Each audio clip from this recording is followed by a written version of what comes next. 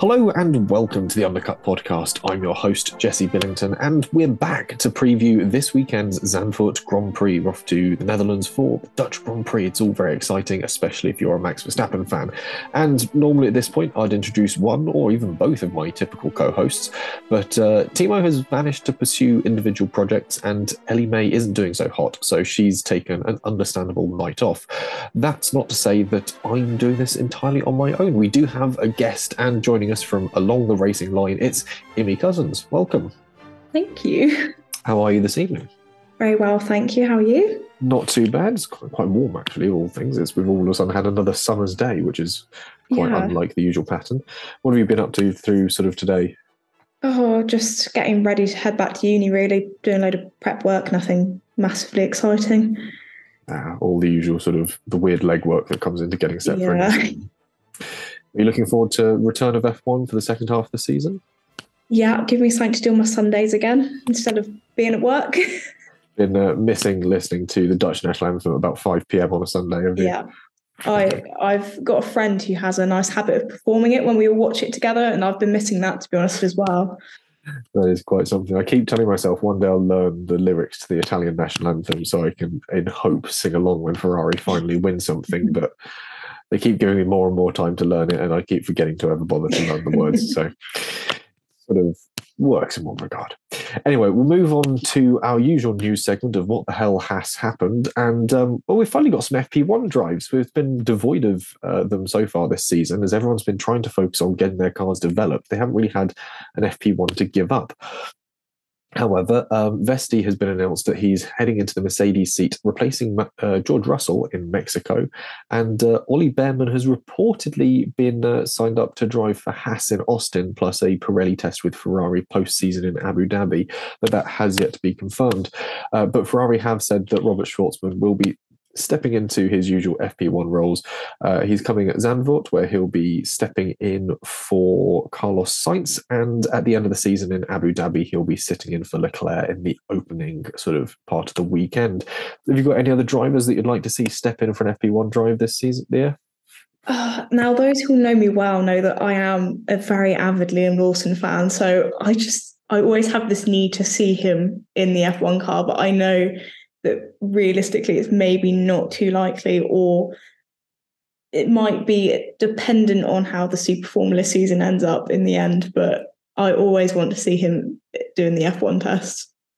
I don't think it's out of the question that he'll get an F1 test, whether it's in the Red Bull or the AlphaTauri. Will sort of hit and miss these days. It really depends who Red Bull needs to put in that seat. Especially as well with Ricciardo now in on a full-time drive, just leaves more opportunity for it. Yes, yeah. And equally, when you look at the performance of Iwasa and some of the other Red Bull juniors in F2, there's a lot of people vying for not many seats attached to those Red Bull contracts. We'll certainly get back to Liam Lawson in due course. But first off, it's driver contract questions still hang in the air as silly season proves to be very unsilly. Usually we've gone through the summer break, there's been all manner of drivers swapping teams, there's been all manner of sort of furore kicking off as people buy themselves out of contracts or jump ship. And this year, none of that's really happened in F1, that is. Hamilton still has no contract for 2024. Haas and AlphaTauri have both seats still up for grabs for next year. And Zhou and Sargent still aren't confirmed for next year. So the real question is, if you were Alfa Romeo or James Vowles, would you be re-signing Zhou and Sargent for next year? I would say, for respect to Zhou, I think if there wasn't a very well-watched Théo Pourchaire on his way up and currently leading the F2 championship, Zhou would probably be a definite re-sign. But if Pourchaire wins the championship, and knowing how long he's sort of been in that position with the Sauber Academy, I'd say it's equally likely they're going to take a chance on him and sign him as well. So I think maybe we won't hear about that one until right at the end of the season, or until like the F2 season is played out now. But then with James Vowles and Sargent and Williams, obviously it is his rookie season. Everyone's expected to take maybe a little bit of time to settle into the seat, but Sargent just really has not been performing. When you look at the results that Albon's been getting out of the car, obviously he's much more experienced in the F1 paddock and in the drive, but he's just been so much more consistent in the higher up results, and Sargent's been able to pull out for the car. There's definitely been a significant performance gulf between Sargent and Albon. And it was, again, the Williams seat is something we'll touch on in a few points' time, because it is one of those things of, if you stick around, it might get good. And this is something that Alex Albon said in a press release earlier. I think it was today. He said that while he's with Williams at the moment and would like to be with them for a little longer because he's seeing some development on the horizon that's really putting the car right on track, you sort of need another driver there to also help give that feedback and help really bring it along. And I don't think, as nice as he is as a person and as seemingly decent as he is as a driver, Sargent sort of quite cuts the mustard with that one. So he could be sort of one of those names that's a great pub quiz answer, I fear, for Logan Sargent in years to come.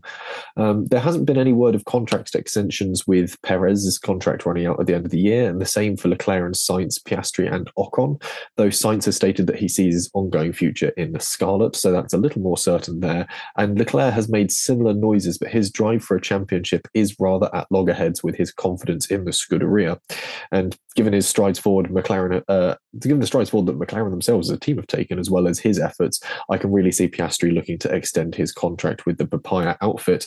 Though when it comes to Ocon, Alpine's tumult at the top could shake the French driver's confidence in the Enstone outfit as negotiations proceed through the tail end of the season. Where would he go is the big question.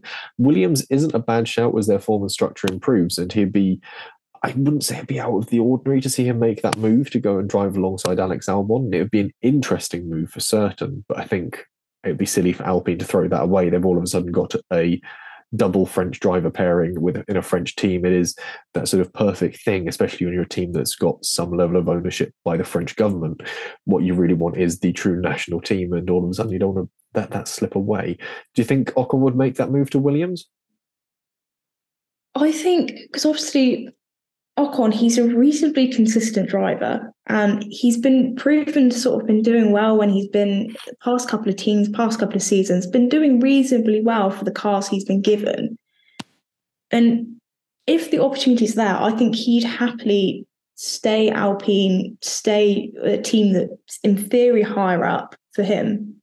Also, I think he could be that perfect driver for Williams that they need, because he is a really well experienced driver. He's comfortable in the seat. He's comfortable. He knows what he's doing. He gets on well. And everyone around the paddock, really. So I think it's a sort of what Ocon offered rather than what he's sort of needing to do in a sense. Because again, as you said, like Alpine, they've got the perfect ideal team at the moment. But then there is also the case of that everyone's sort of Alpine started off well and they're maybe not looking so hot right now. So maybe you at that point where Williams and Alpine are kind of on a similar level, especially looking at the consistency of Albon's results as well. So Williams may be looking for him as an option because he is that consistent driver and he could be pulling the same results that Albon's pulling. Yeah, it seems like a sort of strange thing to say, especially given how long he's now been at Alpine Renault. To think that he might make a move to somewhere else, but ultimately, if Alpine can't live up to the sort of the hope and the promise that they must have given him for this contract, I think he's within his rights to start shopping around. Speaking of contracts, we'll dive into the world of Formula E, where Sam Bird has signed on with the NEOM McLaren for the 2023-2024 season alongside Jake Hughes, who retains his seat at the team for a second season. Sam's been in Formula E since the first season in 2014-15. He's got 11 wins to his name, 26 podiums, 6 poles over his 9 years in the sports. The question is, will this coming season be the one where he takes the crown from Jake Dennis? Oh, that is a very good question. See, Sam Bird is sort of known as he's just part of the paddock because he's been there that long, and he is good. He's been consistently up there for a while, but then you've got all these other people like coming up the ranks as well in Formula E that it's so contested at the top. And just that's what also I love about Formula E is that it goes right down until the end to see who's actually there winning the championship. I think Sam Bird does have it in him. So if McLaren can provide the machinery that he needs and they have like the good powertrain, everything in the car, I think that is something that's very possible for Sam Bird, and he's been fighting for quite a while now. I love Formula E because the way was it this year we had about sort of 5 drivers coming into the final round that were sort of mathematically sort of possible to take the win. I think it was. I think on the Saturday it was about 3 or 4. Yeah. And then Obviously it was decided on the Saturday, but yeah, it was sort of one of those things that even down to the last moments, a bit like Formula 2 and Formula 3 last year, there was still multiple ways it could have gone. And I think in the end, obviously, the best driver on that day takes it. But it's one of those series that always keeps you entertained. And yeah, like you said, Sam's been around for a while. He's part of the furniture at the sport. And I think it's about time he really took that big win. So we'll wait and see what happens there. Shuffling around to yet another McLaren team and another McLaren contract. It's all kicking off in IndyCar, where Alex Palou is reneging on a contract with Arrow McLaren. McLaren are suing Palo and his racing entity ALPA Racing USA in separate lawsuits in the UK commercial court, weirdly enough. Associated Press reported that the McLaren CEO Zak Brown had sent a letter to his employees detailing that Alex had no intention of honouring his contract for 2024, hence the lawsuit. Chip Ganassi, the owner of Palo's current team, Chip Ganassi Racing, panned the claims, stating the position of McLaren regarding our driver is inaccurate and wrong, and he went on to claim that Zak Brown was now playing the victim. It gets odder still when you consider the performance of both teams involved. McLaren, much like in Formula One, is teetering on the edge of success after essentially taking over the Schmidt-Peterson Motorsports team in 2020. That's where the SP comes from, Arrow McLaren SP. McLaren has made huge steps forward since then within the sport and vastly bolstered their team, something that's actually quite tricky to do within IndyCar, which has a very small talent pool to pick from outside of its drivers. Even when you look at mechanics and team people, it is a small world. And McLaren reportedly took many of its new hires from Boeing, which was quite interesting, but it's proven to get results. And still, it's a fast-growing team and one soon to achieve greatness within sort of the world of IndyCar even. It's one that people are going, no, it's going to get somewhere. So the question is, why would Palo turn that down? It's a bit of an odd move, especially with the growth curve of Chip Ganassi Racing seemingly coming to a bit of a plateau. So it's a matter of time before McLaren passes them. And if he wanted it, I'd probably have kept that McLaren F1 seat open as well by joining the McLaren IndyCar team. If it's something that he really wants to make that move from America to the full sort of global series that is F1, McLaren's your one to go for, really. And again, McLaren, they're making these big moves in IndyCar. They're moving to a new factory, a former Andretti site that's now capable of running double the number of cars the Papaya outfit currently has. So they're looking to introduce a fourth car from 2025, which coincides with Joseph Newgarden, Christian Lundgaard, and Kyle Kirkwood all coming out of contract. So there's 3 drivers coming into the field and a fourth car potentially appearing on the table. This is a team that has big aspirations that it could well live up to. And having Palo in a car with any of those 3 drivers I've mentioned, plus 2 of their established drivers, likely Felix Rosenqvist and Alexander Rossi, it would be a very formidable team. At the end of the day, Palo's flippant and somewhat indecisive behaviour hasn't wounded McLaren tremendously. Instead, it's likely thrown up a few issues for him, though given he's 101 points clear of second-placed Scott Dixon at the moment, with only 3 rounds left in the season, he's still a deeply impressive driver and one that a lot of teams would certainly snap up should he suddenly come onto the open market.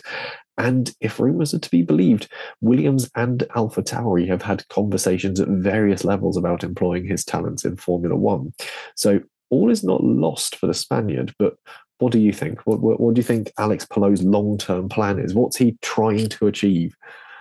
So I think it just all goes back to last year, obviously in F1 and McLaren and everything, all of McLaren really, then starting Formula E and everything. I think Zak Brown had these huge ideas, sort of had these big goals of get all these drivers signed up to McLaren. Obviously, we had the thing of like none of them were actually confirmed to which driver was going in which seat until quite late. I think it all consists from these big ideas of sign as many good drivers as he possibly could.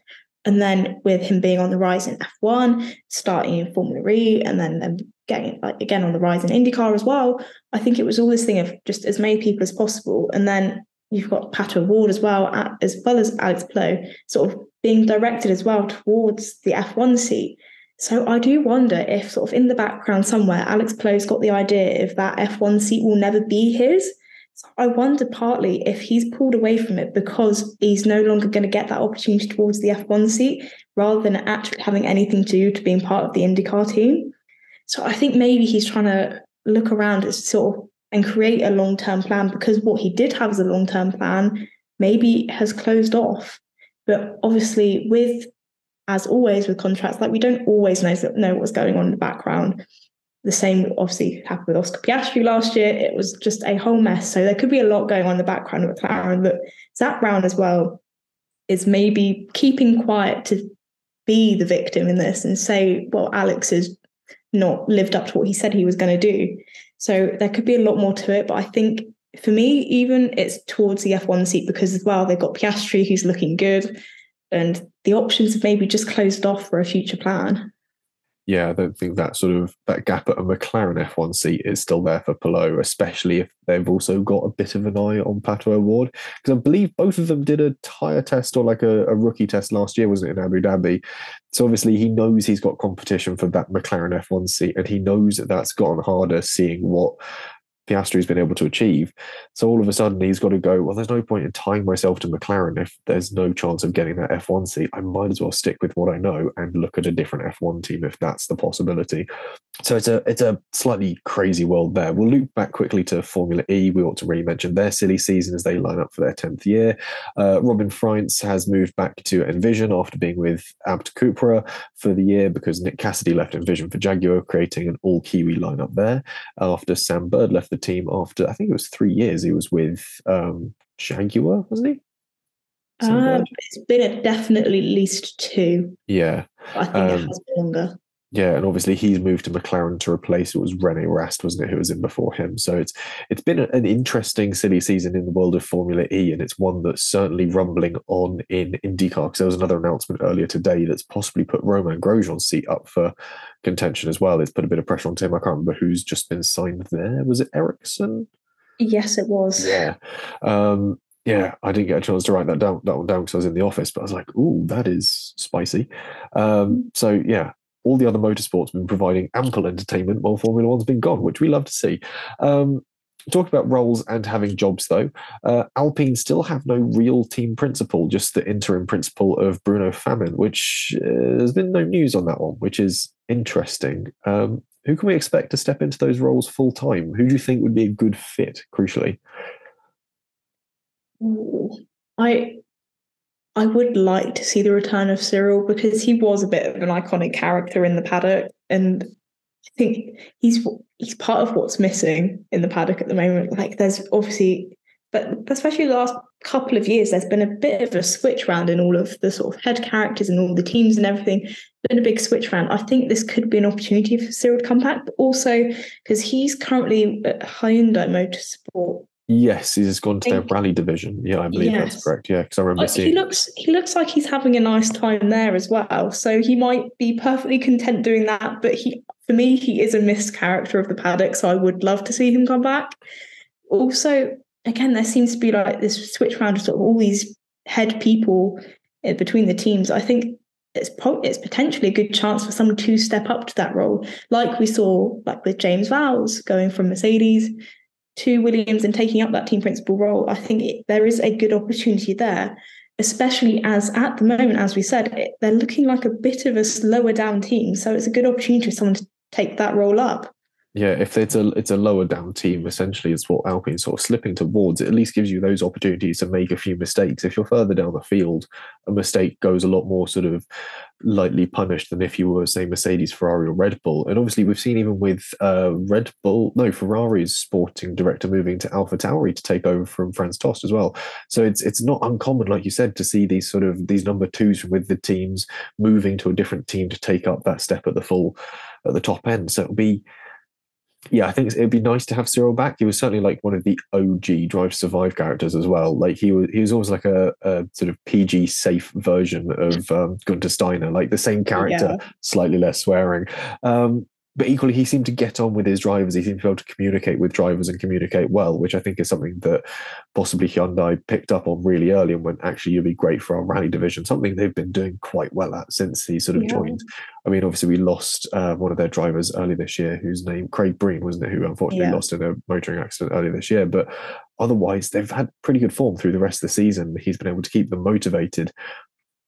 Maybe the head honchos at Renault and Alpine are sort of regretting letting him slip away. But we'll see what happens, as Renault probably will look to fill that seat. I guess that, or eventually they'll just go, Bruno, stay there, mate. It's not the worst thing that could happen to them.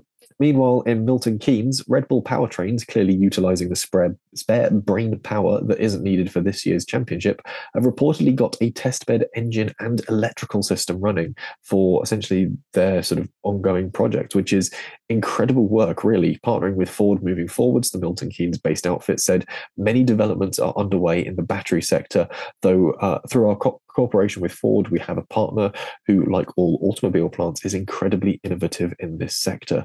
So they're looking at some interesting battery work and battery technology going forwards. Obviously, the new engines from 2026 are going to be a 50-50 split between the internal combustion units and the electrical power. If Red Bull are already looking at developing and finding something new to utilize that sort of battery power, the way it charges, the way it discharges, really puts them on sort of the front foot going into that season, certainly. This is also the first in-house built engine for the team, as it's badged a Red Bull engine foremost, which smarts with the smarts and the sort of technology behind it supplied by Ford at the end of the day. But bear in mind, the current engine they run is called a Red Bull powertrain. It is, though, just the inherited engine from Honda. So this Ford derived unit will be the first official Red Bull unit. But can we see anyone being a customer to Red Bull, obviously beyond AlphaTauri or whatever they choose to call themselves moving forwards? I would say you're looking at maybe a couple of the teams, especially with from 2026 onwards, the potential of new teams joining. I would say with the strength that Red Bull very, very clearly have at the moment, that would be something that some of the new teams are maybe looking to partner with. But then also you have the situation of Mercedes, obviously used to be very strong, but are looking not weak at the moment, but still a little bit rough. So maybe you have the likes of Williams or McLaren potentially trying to separate themselves from that and actually work their way up. But then you look at the opportunity of Williams, and that's probably something that Mercedes aren't going to want to lose, because for them as well, that's seemingly a strong part of their driver development as well. They've got quite a few drivers that are looking at going through Williams.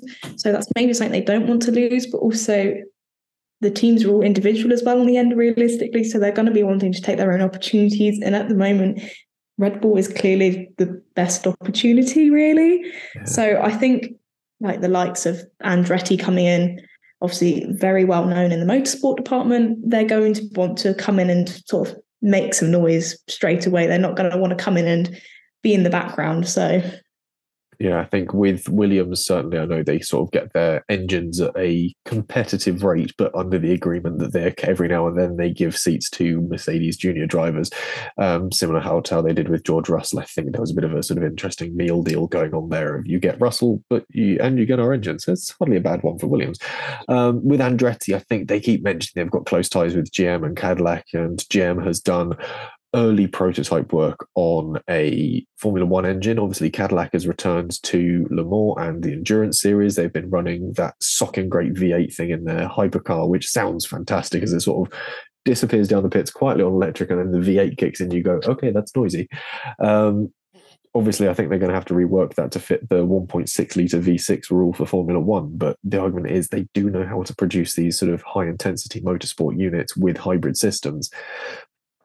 But at the moment for 2026, Formula One has only confirmed that Mercedes, Ferrari, Audi, and Red Bull will be producing power units. And Renault. So we've got at least 5 on the market. It's interesting to see who's going to be buying from what. Aston Martin have confirmed that, 6 even, because we've got Aston Martin and Honda. So we've got 6 power unit suppliers, which only really leaves 4 teams looking to buy. Which way do you go?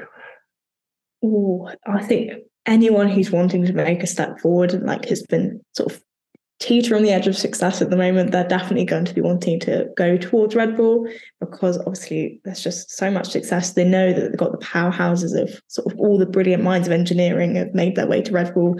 So that is something they're probably going to want to be going towards. But Red Bull are going to have to prove that it's actually good first, I think, as well. Mm. I think one to keep an eye on would be that Aston Martin with the Honda engine, purely because the amount of poaching that Aston Martin has already done of Red Bull brain power, all they've got to do is take the guys that know how to get the most out of the Honda engine in the back of the Red Bull and go, do you want to just move 20 miles up the road and work on the exact same engine? Because that's by and large what it's going to be. It's going to be sort of transposed to produce different power from different, obviously, fuel sources. But it's going to be people that understand the Honda way of working, the way Honda puts together engines. if you're Aston Martin, that's going to be where you're looking to try and sort of poach people from. So it's interesting times, and I wouldn't be surprised if we see some big name sort of technology movers as the year rolls past. Equally talking about technology and manufacturing, McLaren have spoken about their developments, mostly factory-based at the moment, as they start a new run of updates at home. Zach Brown put out a statement saying that not having their own wind tunnel and running a 20-year-old sim, as well as being behind on CFD tech, were big holes in their program for producing competitive Formula One cars. But by January 1st next year, they will have everything in place to be a championship challenging team once more, which is promising stuff. And equally, there's been other teams that have been sort of shoring up their prospects. Toto Wolff has named driver development director Jerome D'Ambrosio as his potential stand-in should he need to miss a race weekend. That's only happened 3 times in his tenure in the role, mind, but it's just one of those things where all the teams are really sort of trying to get everything in place because they've found recipes that work. They're just getting the small bits in place, which is interesting to see. Speaking of things that didn't have the small things correctly in place, W Series and their full bankruptcy has now come to the fore, with 150 people, companies, and groups being owed money. The total sum is £8,329,632.87, which is a pretty substantial bill. And there are some interesting names on the list and some staggering numbers. BT, which for non-British listeners is British Telecoms, it's like one of our big phone providers. They are owed just £26.95. However, F1 Marketing is owed 1.3 million. So it's big numbers, and it's not just companies, it's individual people that have been caught up in this. Billy Munger is owed £38,000, Lee McKenzie, another one of the presenters, £16,800, and interestingly, a friend of mine and photographer, Lou Johnson, she's owed £6,029.03. And then on top of that, you've got racetracks that appear on this list, which have been sort of unpaid hosting fees. £71,147.82 is currently owed to Singapore, with more across the other groups that run that circuit. Silverstone are waiting on £39,686.80. Miami is down 37,332 and 11 pence. And Barcelona are requesting 66 grand from the now defunct series. There's some big numbers and big debtors that are waiting to be paid off in this. And the problem is they've got to try and pay all this off. They have about 700 quid left in the bank, which is not a lot. And they need to sell off some of their existing assets, or what remains of them, which is 19 chassis, which is an odd number, and some of their pit and garage equipment that's left. And given that a new Tautus chassis sells for about 65 grand, that does open up at least 1.2 million in cash. The chassis are still in use in various Formula Regional series as well, so they do actually have this potential to be sold on a pretty good market value. But beyond that, it's a tricky one to see how they're going to liquidate and pay everyone off. It goes from worse to worse the more you hear about W Series, especially the fact that some of the drivers haven't even received prize money, which they've needed to enter other series. So it's not good. Very messy. Yeah. I don't see how they're going to have a way out of this, because they just don't have the facilities to fix it. Obviously, it was a very sudden thing to the public that it actually went so downhill, but clearly this was a problem for a long time. All of last year, they must have been hemorrhaging money in a way, just trying to get to the end of the season. But now they're just left in this situation of all these people, companies and everything owed money, and they just don't have the money or the assets to do it, really.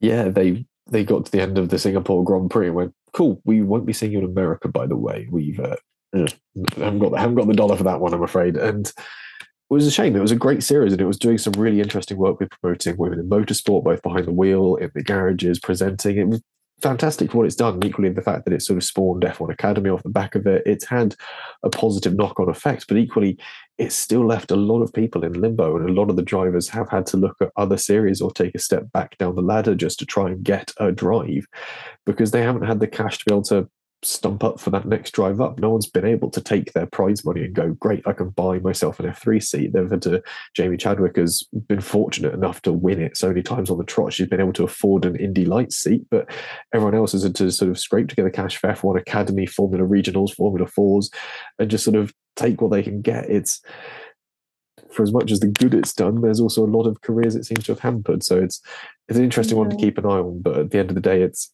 I'd say it's definitely had its positives, but it's now a bit of a sort of morbid curiosity watching it sort of get pecked apart, and the fact that it's still hemorrhaging cash because they have an ongoing bill with Dunsfold Aerodrome because that's where all their stuff's stored, just in a big lockup there that they have to keep paying because they haven't sold all the stuff yet. So they're just renting a garage to put it in, and that's costing them money still.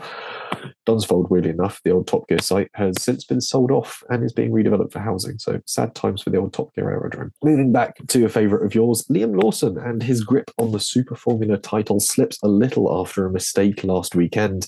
He has 2 races left and mathematically can still take the win as the series heads back to Suzuka for the final 2 rounds. He's now just 8 points shy of leader Ritomo Miyata, who took the lead from Lawson in Motegi after Liam spun and was crashed into on the opening lap. Prior to that, they were tied on points, so it's been a damn close run thing.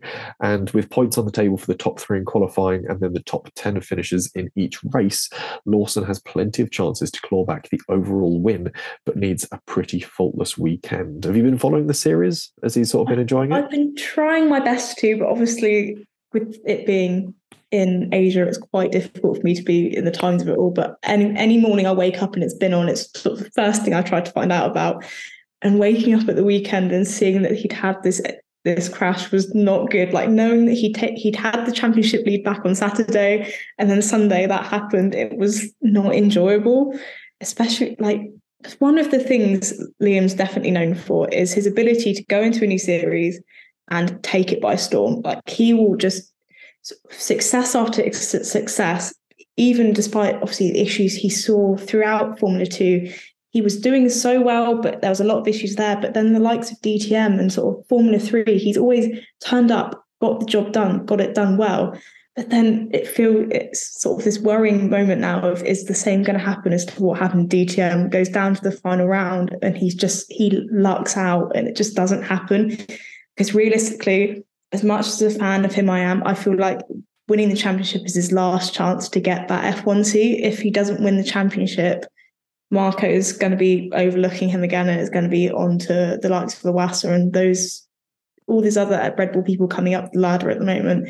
So it is worrying that it's happened so late in the season. It's so close between the top 3. So I think there's like 1 point between Lawson and his teammate now, who's in P3 as well.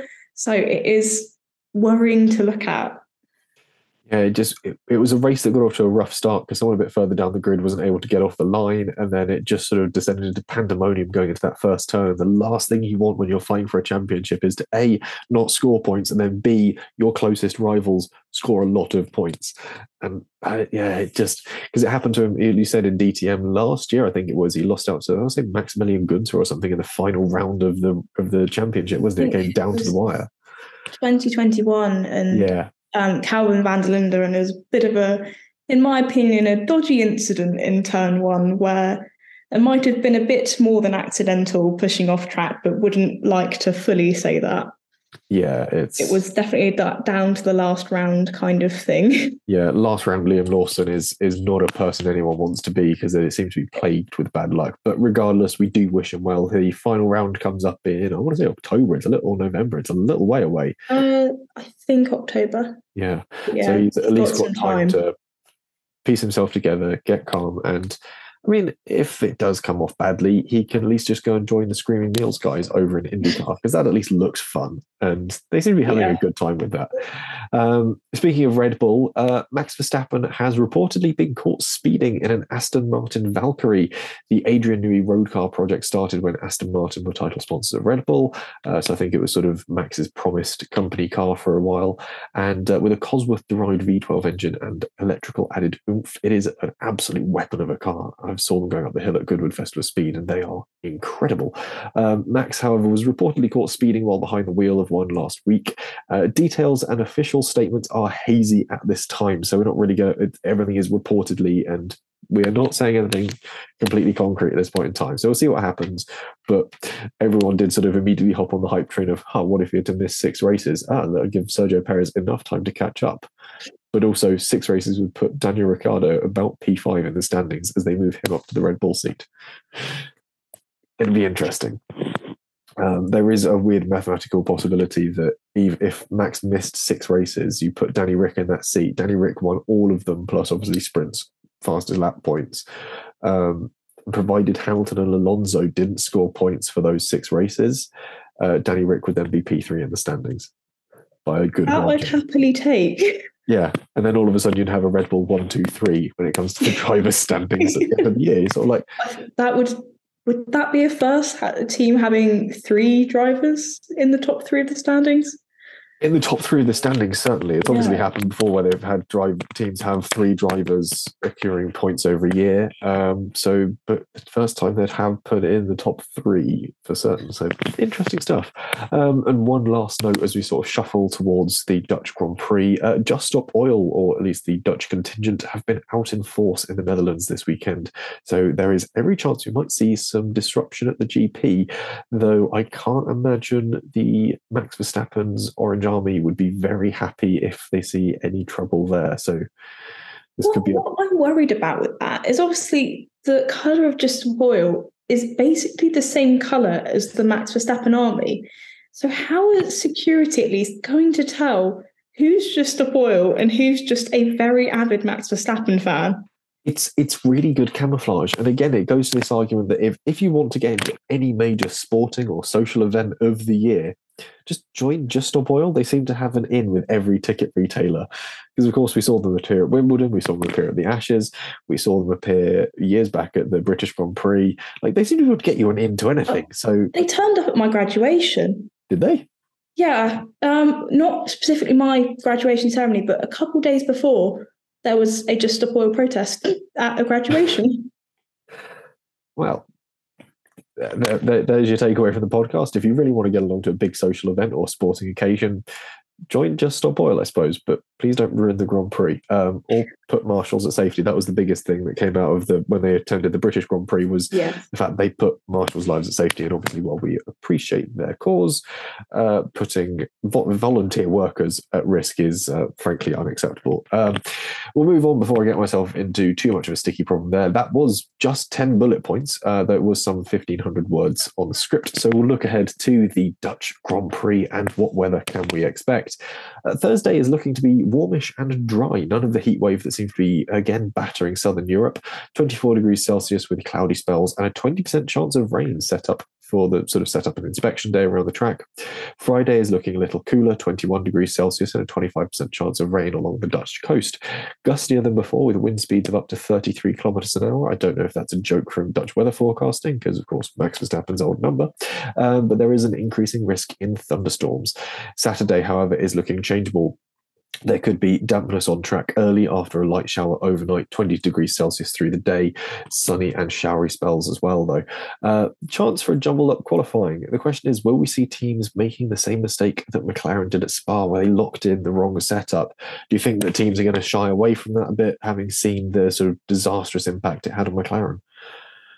I would think that's probably a mistake that will definitely be learned from. Obviously, as very well experienced, weather's very changeable. We haven't really felt like we've had summer at all, but also now it's quite warm outside. So I think it's going to be a bit of a have plans for every kind of situation kind of thing at the moment. And it'll be plans set sort of at the last minute, depending on what it is, more than have a solid idea and hope it goes well. Yeah, we might be able to continue the seemingly ongoing trend of a lot of the Saturdays for F1 being wet at the moment as well. A lot of wet qualifying sessions, which does at least spice things up a little bit. Sunday, however, is set to be wet in the morning, which will prove interesting for Formula 2. Though come the afternoon, there won't necessarily be rain coming down from the sky, but it could still be wet underfoot. With relatively high track evolution, rubber deposition will be high leading up to the GP, providing prime conditions for qualifying if it's dry enough. But with the bulk of the weekend's rain expected through the Saturday and into the Saturday evening as well, we could be going racing on a greener track than anticipated. So the question is, which on-track battles should we look out for? At the front of the field, it's certainly still a strong performance from Red Bull, and Perez looking to come into this second half of the season closer to Max than he has been, but we'll wait and see if he's able to pull that off. Behind them, there's every chance it could be a seven-way fight for the non-Red Bull step on the podium. Fernando Alonso is still driving with immense form, and hopefully some work over the summer will see the Aston Martin catch up in the development race. Meanwhile, Mercedes and Ferrari will likely face competition from McLaren, with the 6 drivers across those teams vying for that podium finish. A medium to slow speed circuit tips this rather more in favour of the Mercedes, whose fine balance is a lot better than the other two, though through the medium speed corners, McLaren's natural poise puts it in strong stead. Ferrari will have their work cut out to find a setup that can bring the fight. Equally, this is a slower circuit than Spa.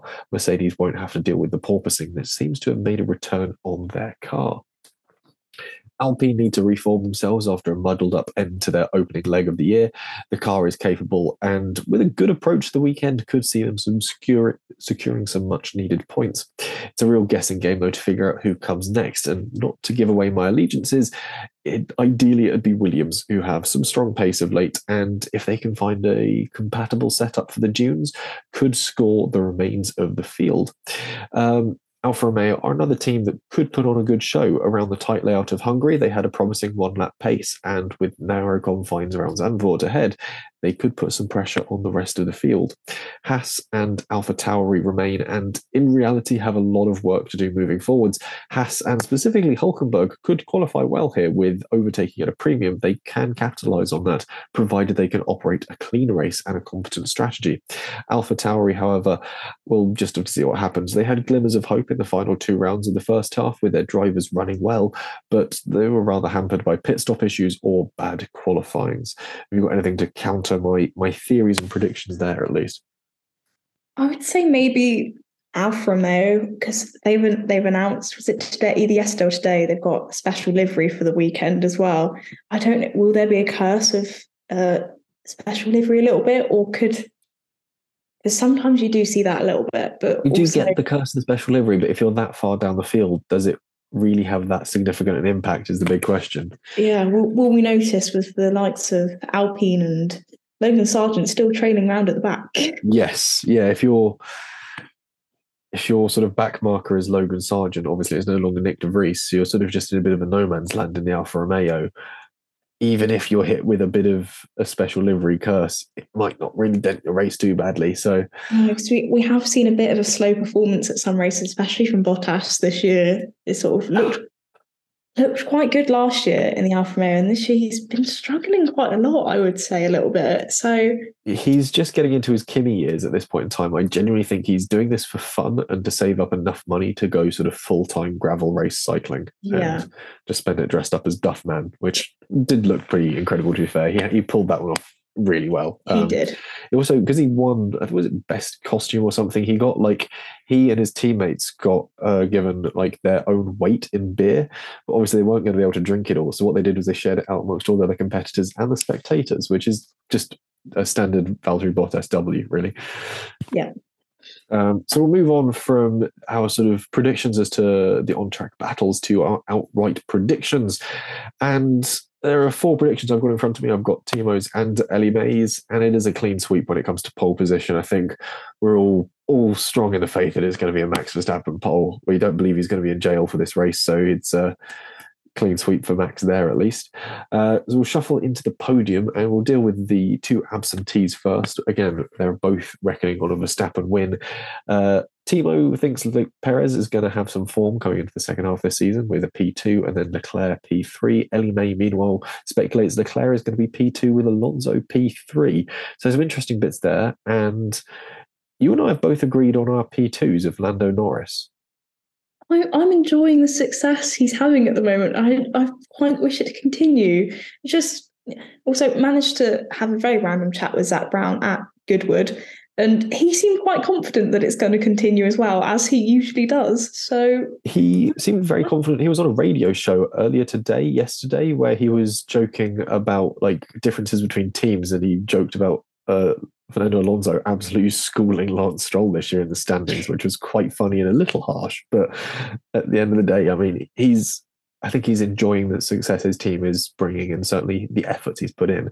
But yeah, Norris is coming into the season, this season so far, has really sort of found his feet. And I think McLaren is going to be fairly well suited to Zandvoort, so we'll wait and see there.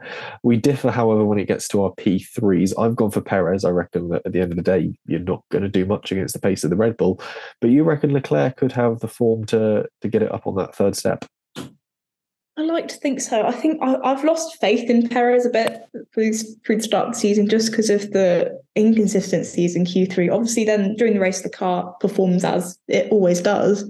But I think just with how many people are fighting for that P3 podium position now, I'm hoping at least this weekend it's going to get a little bit messy and maybe Leclerc might just be able to pip him to the post a little bit.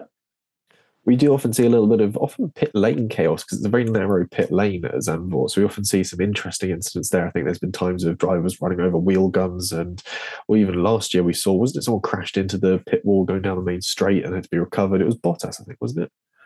Maybe, yeah. Was it last year? Yeah, it was last year or the year before. Yeah, possibly. I think so. But it's certainly a circuit that when something goes wrong, it does throw things into a bit of disarray. So it's not an out of realms possibility prediction of Leclerc P3.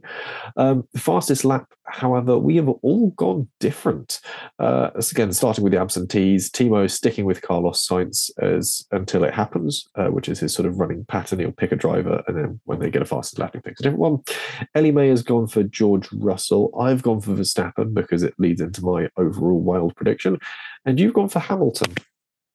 I did consider Russell, but then also just to make them all different again, I thought Hamilton, just because, again, Mercedes do have that potential. They are up there again now. They can do the quick last lap pit for the soft tyres and get the fastest lap. So I think it is a bit of a decision between Hamilton and Russell, just whoever's doing better, really, or whoever just takes it on the day. I think it's just, again, it's not out of the realms of possibility. It's a sensible prediction for certain. Then we get to our wild predictions, where Timo has gone a bit strange and gone for we have more than 40 overtakes. So I'm going to have to troll through the data post-race to see if that's happened. I assume he also means on track because I'm not going to allow him any off pit lane overtakes. Ellie May has gone, Lando Norris finishes higher than Lewis Hamilton, which I don't think is unlikely. I've gone for a Verstappen Grand Slam at home because I think the crowd will go absolutely bonkers if he wins with fastest lap from pole, having led every lap of the race. I think that'll be true Verstappen way of winning his home race. But you've gone a little further down the field. Sargent scrapes to just outside the points. So what, P11, P12? About P12, P13. Just maybe he's had a good summer, had some nice time, rested, and he's just ready to go again. And we won't see him trailing around the back like we have the season so far. But would that be his highest race finish this season? That is my question. I feel like he's had a P14. Yeah, I was going to say, I think he's had a 14, so let's see. It's Logan not Sargent. unlikely. No. Bahrain finished 12th. Oh, okay. And he finished 11th in Britain as well. Not unlikely then. It's not, again, out of the road. The car was fast going at Silverstone. So if Williams are able to get it on point this weekend, there's no reason for that to not come home true. Wait and see what happens there. So that rounds out our predictions and very much rounds out this episode, which I thought was going to be about 2 hours long, but we seem to have rattled through the news in a relatively efficient manner. So that brings us to the conclusion. Have you got any final things you want to chuck out there? I don't think so. Just nice to have F1 back, I guess, really. It is good to have it back. Can't wait for at least twice hearing the Dutch national anthem this weekend. Yeah, we'll have whatever interpretation takes us on the grid, and then of course there will almost certainly be it on the podium. I think it is, without a doubt, really. So that is very much all we've got time for. Join us again soon when we'll be reviewing the Dutch Grand Prix and the Formula 2 action from across the weekend. So make sure you've liked, subscribed, and got notifications turned on to not miss anything. In the meantime, Immy, where can the people find you? On Instagram as Immy Cousins, and on Twitter and TikTok as Immy_Cousins, and then also writing and creating content for Along the Racing Line. Fantastic. And if you want more of me for whatever reason, I can be found on Instagram, Twitter, and TikTok as at Jesse on Cars, as well as writing for Classic Car Weekly. I think when this goes out, you'll be able to pick up the latest issue, which has a big preview of the Silverstone Festival and lots of my pictures in there and all the things to look out for if you're heading up to Northamptonshire this weekend. And if you really want some Ellie Mae content as well, she can be found on our Instagram page, where she does a load of our graphics, as well as on our TikTok account. She's also joining me at Silverstone, so there'll be plenty of live content from the home of British motorsports this weekend. Until next time, thank you very much for listening. Goodbye.